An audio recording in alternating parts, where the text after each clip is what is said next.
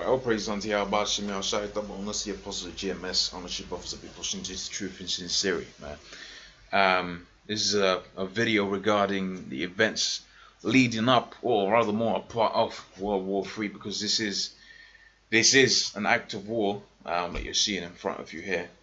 And we know from the scriptures the least is going to draw them out, them so-called Jews, the Amalekites, all right, out there within the land of Israel right now. Okay, in fact, let me get the book of Ezekiel, the 37th chapter, just to prove that fact. Because you will have, wherever the truth comes out, you're always going to have an asshole. It's going to come up against the truth, man. That's why the scripture says in the book of 2 Peter, the 3rd chapter, all right, in the last days, they're going to come scoffers talking about, talking after, walking after their own lusts, man. Walking after the desires of their own heart. All right, so this is Ezekiel 36:3. Therefore prophecy and say, thus saith Yahweh Shemi Al Shai, all right, because they have made you desolate and swallowed you up on every side, that ye might be a possession unto the residue of the heathen, now taken up in the lips of talkers, and are an infamy of the people. All right, so the land itself, as well as the people, the Negroes, Hispanics, Native Americans, the 12 tribes of Israel, were taken up by these heathens, man, that we might be a possession unto the elite banking families. The same thing goes for the land, man. Okay, when you read through this precept, it's a good precept. It's a good chapter, this one.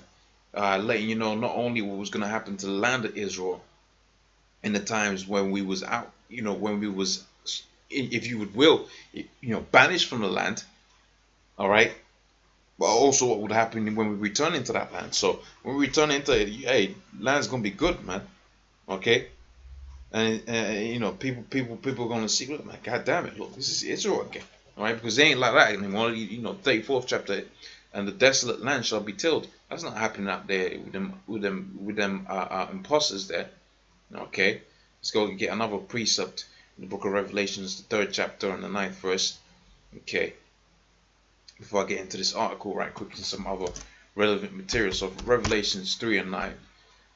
All right, bread and butter scripture. Behold, I will make them of the synagogue of Satan, which say they are Jews, and are not. Now, ultimately, this is talking about the Negroes, Hispanics, Native Americans out there that call themselves Israelites, but they hold fast to doctrines that are folly, man. For instance, the name of the Lord is not important. That's a doctrine of fools. Okay, because the name of the Lord, as the scripture saith, is a strong tower unto them that run to it. All right, so you tell me that the name of the Lord is not important. Okay. What else you got out there? You got dudes that believe in mermaids, which is absolutely ridiculous if you're calling yourself an Israelite. Okay, good dudes that believe, you're gonna make it out in this society when the dollar's worth nothing, man. Okay, it's worth nothing, man. All right, just like how the scripture says this man was gonna go down when he reaches his apex, which was when he sent his chariots out there into outer space and all of that. Well, that's what's happening now, and you got dudes that want to hold on to Babylon. You become homeborn slaves, that the scripture says, man. Is Israel a servant? Does he become is he a slave?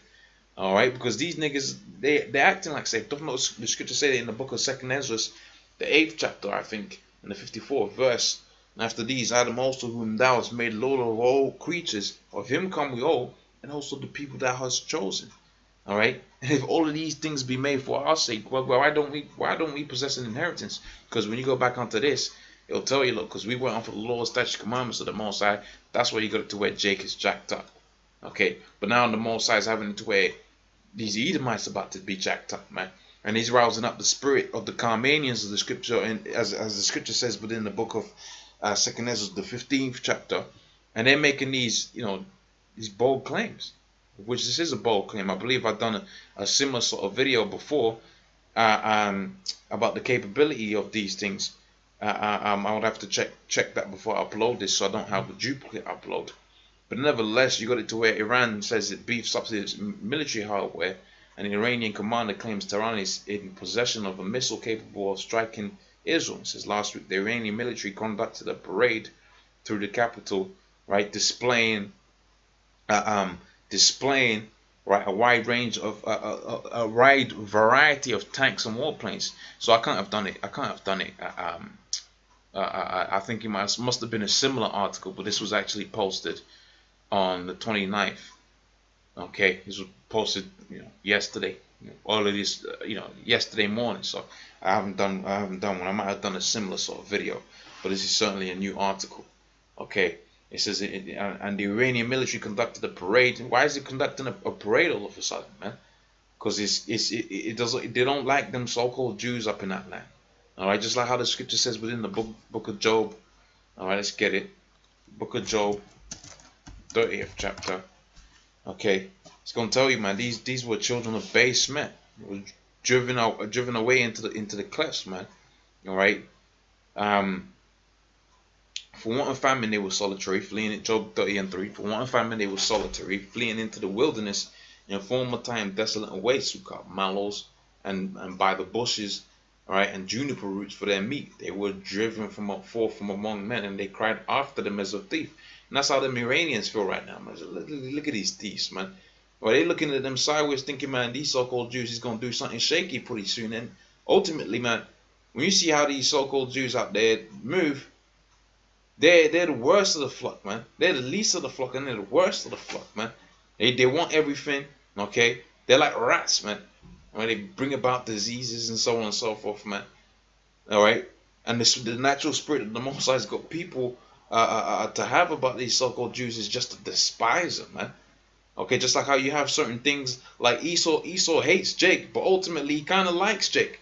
Well, in other words, he loves Jake. He loves the sport. He loves the how we dance. Okay.